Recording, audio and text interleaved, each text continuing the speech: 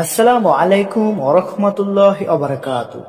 সুপ্রিয় দর্শক, আশা করছি আল্লাহ রাব্বুল আলামিনের অশেষ রহমতে আপনারা সকলে অনেক ভালো আছেন। প্রিয় দর্শক, আজকে একদিনই বোন আমাদের মাঝে প্রশ্ন করেছেন এবং উনি জানতে চেয়েছেন যে মুহতারাম সাহেব, আমি জানতে চাই যে স্বপ্নে পেয়ারা দেখলে কি হয়। গর্ভবতী কোনো নারী যদি স্বপ্নে পেয়ারা দেখে তাহলে তার ব্যাখ্যা কি?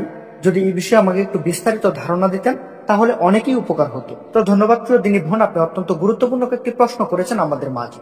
আমরা ইনশাল্লাহ আপনার প্রশ্নটির যথার্থ উত্তর দেব, তাই ভিডিওটি না টেনে সবাইকে সম্পূর্ণ দেখার অনুরোধ করব। তো প্রিয় বোন দেখুন, প্রথমেই বলি, স্বপ্ন এক একজনের জন্য এক এক রকম।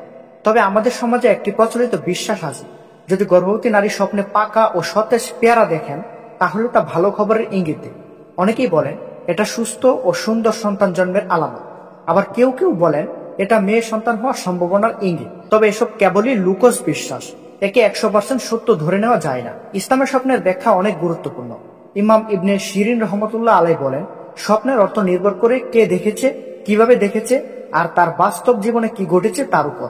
তাই গর্ভাবস্থায় এ ধরনের স্বপ্ন দেখে ভয় পাওয়ার কিছু নেই, বরং আপনি আল্লাহর কাছে সুস্থ সন্তান ও শান্তির জন্য দোয়া করুন। তো প্রিয় বোন, আপনি যদি স্বপ্নে পেয়ারা দেখেন, আপনি যদি গর্ভবতী হন এবং আপনি যদি স্বপ্নে পেয়ারা দেখেন তাহলে আপনার সাথে এই জিনিসগুলো ঘটতে পারে। তাই অযথা দুশ্চিন্তা করার কোনো কারণ নেই, অযথা ভয় পাবেন না।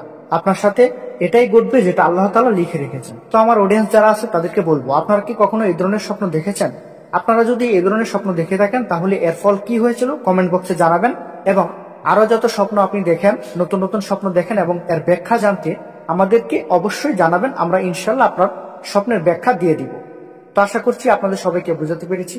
ভিডিওটি ভালো লাগলে অবশ্যই একটি লাইক করবেন, আমাদের চ্যানেলে নতুন হয়ে থাকলে অবশ্যই চ্যানেলটি সাবস্ক্রাইব করবেন। আসসালামু আলাইকুম, আল্লাহ হাফেজ।